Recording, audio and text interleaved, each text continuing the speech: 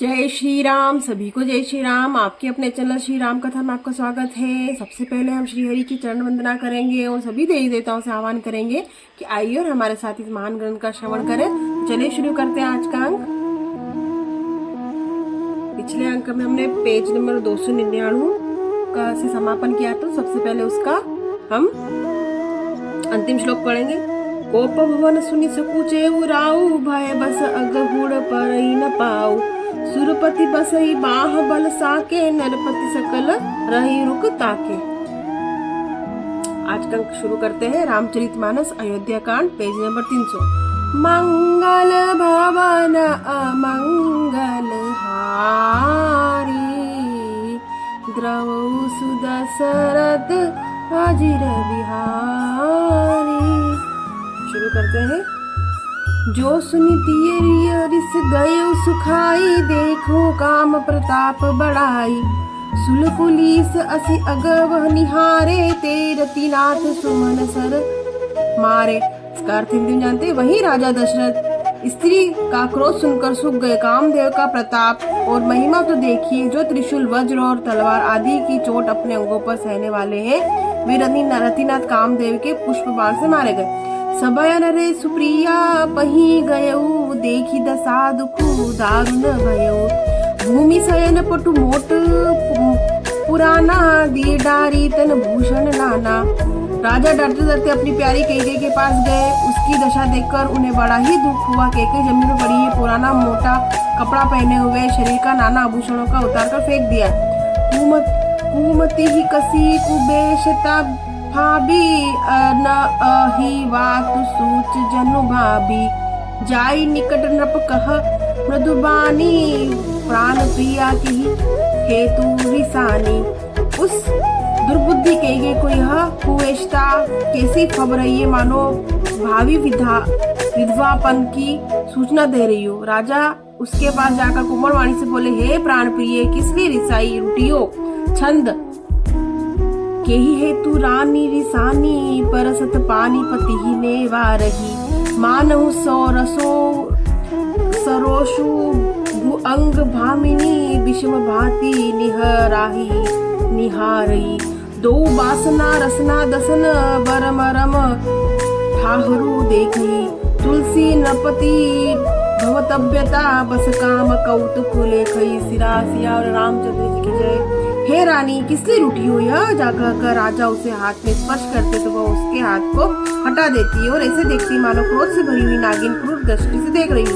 दोनों वासनाएं उस नागिन की दो जीभें हैं और दोनों वरदान दांत है। वह काटने के लिए मर्म स्थान देख रही है। तुलसीदास जी कहते हैं, हे राजा दशरथ होनहार के वश में होकर उसे इस प्रकार हाथ झटकने और नागिन की भांति देखने को कामदेव की क्रीड़ा ही समझ रहे हैं। सोरठा बार बार कह राव सुमुखी सुलोचनी, पिक बचनी कारण मोही सुनाऊं। गजगामिनी निज कोप कर, सियावर रामचंद्र जी की जय।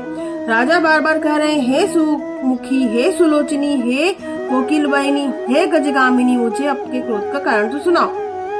अनहित तोर प्रिया केही किन्हा, देई दुई सिर केही जमू चह लीन्हा। कहूँ के ही रंक ही करऊ नरेसु, कहूँ के ही नपई नकासऊ देसु। हे प्रिय, किसने तेरा निष्ठ किया, किसने दो सिर यमराज किसको लेना उसके लोगों का ले जाना चाहते हैं। किस कंगाल को राजा कर दूं, किस राजा को देश से निकाल दूं। सकऊ तोर अरि समरऊ मारी, काह कीट बपुरे नर नारी। जानहि मोर सुबाहु बरेऊ, मनु तब आनंद चंद चकारू। तेरा शत्रु अमर भी हो, देवता भी हो, तो मैं उसे भी मार सकता हूँ। बेचारे कीड़े मकोड़े शरीर की नर नारी तो चीज ही क्या है। सुंदरी, तू मेरा स्वभाव जानती ही है। मेरा मन सदा तेरे मुख रूपी चंद्रमा का चकोरे। प्रिय प्राण सुत सर बसु मोरे, परिजन प्रजा सकल बस तोरे। जो कछु कहू कपटू करी तो ही, भामिनी राम सपत सत मोहि। हे प्रिय, मेरी प्रजा कुटुंबी सर्वस्व पुत्र, यहाँ तक कि मेरे प्राण भी, ये सब तेरे वश में है। यदि मैं तुझसे कुछ कपट करके कहता हूँ तो हे भामिनी, मुझे 100 बार राम की सौगंध।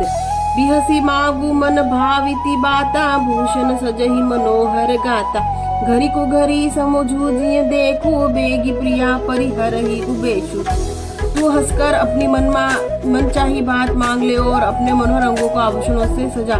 मौका बेमौका तो मन में विचार कर देखे प्रिय जल्दी इस बुरे वेश को त्याग दे। दोहा।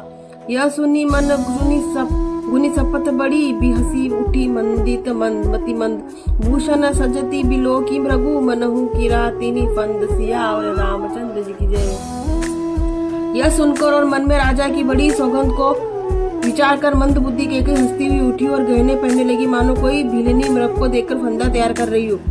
उन्हीं कह राउ सुहृद जिय तानी प्रेम पुलकी मृदु मंजुल बानी भामिनी भयउ तोर मन भावा घर घर नगर आनंद बधावा। अपने जी में केकई को सुहृद जानकर राजा दशरथ जी प्रेम से पुलकित होकर कोमल और सुंदर वाणी में फिर बोले, हे भामिनी तेरा मन चीता हो गया, नगर में घर घर आनंद के बधावे बज रहे। राम ही देव काली जुब राजू जल सजहि सुलोचनी मंगल साजू दल की उठे मुनि सुहृद कुठारू जनु छुई गायु पाक बर तारू। मैं कल ही राम को युवराज पद दे रहा हूँ, इसलिए मैं सुनैनी हे सुनैनी तू मंगल साज सजिया सुनते ही उसका कठोर हृदय दनक उठा, फटने लगा मानो पका हुआ बाल तोड़ फोड़ा छू गया। ए सियु पीर बिहसी ते ही गोई चोर नारी जिमि प्रगति न रोई लखनी न भूप कपट चतुराई कोटि कुटिल मनी गुरु पढ़ाई। ऐसी भारी पीड़ा भी उससे हंसकर छिपा लिया जैसे चोर की स्त्री पकड़ होकर नहीं रोती जिससे उसका भेद न खुल जाए। राजा उसकी कपट चतुराई को नहीं लख रहे क्योंकि वह करोड़ों कुटिलों की शिरोमणि गुरु मंत्रा की पढ़ाई हुई।